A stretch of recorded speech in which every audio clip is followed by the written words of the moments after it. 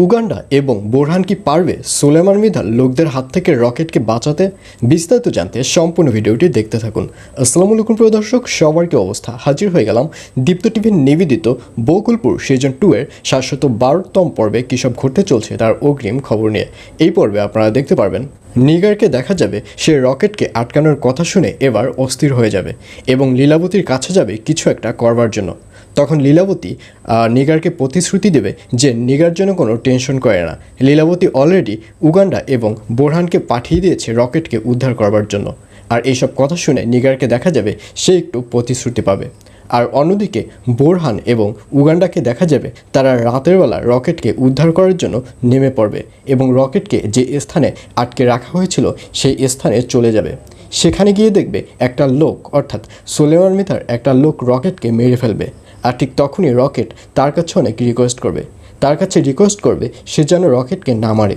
কিন্তু কোনো রিকোয়েস্টই ওই লোকটি শুনবে না, অর্থাৎ সুলেমান মৃধার ওই লোকটি কোনো রিকোয়েস্টই শুনবে না। এবং এক পর্যায়ে বোরহান এবং উগান্ডাকে দেখা যাবে তারা দুদিক থেকে এবার ওই লোকটিকে আক্রমণ করবে, যার কারণে ওই লোকটি ভয়ে পালিয়ে যাবে এবং অবশেষে রকেটকে তারা ওখান থেকে উদ্ধার করে লীলাবতীর কাছে নিয়ে আসবে এবং রকেটকে দেখা যাবে সে অনেক ভালো হয়ে যাবে।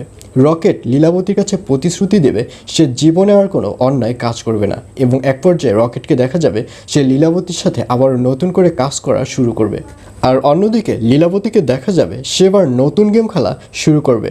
আপনারা অলরেডি জেনে ফেলেছেন যে লীলাবতী পাঞ্জুকে আটকে রেখেছে এবং এক পর্যায়ে পাঞ্জু সুস্থ হবার পর লীলাবতীকে দেখা যাবে সে পাঞ্জুকে নিয়ে সরাসরি থানার মধ্যে চলে যাবে এবং পুলিশের সামনে পাঞ্জুকে হাজিয়ে দেবে এবং পাঞ্জুর মুখ থেকে প্রকাশ করাবে যে সেদিন দিবাকে সুলেমান মৃধাই মারতে গিয়েছিল। এবং শুধু দিবাকে নয়, সুলেমান মৃধা আরও একটি বাজে কাজ করতে চেয়েছিল, সেটা হচ্ছে নিগারদের যে নতুন চায়ের দোকান রয়েছে সেই দোকানের ওখানে গিয়ে আগুন দিয়ে পুরো দোকানটি পুড়িয়ে ফেলতে চেয়েছিল এই সুলেমান মৃধা এবং এই ক্লেমটি দিতে চেয়েছিল খলিলের উপরে।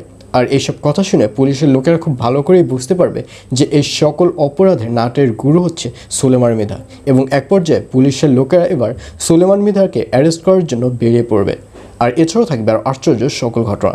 সুতরাং সবাইকে বকুলপুর সিজন 2 এর আগামী পর্ব দেখার আমন্ত্রণ রইল।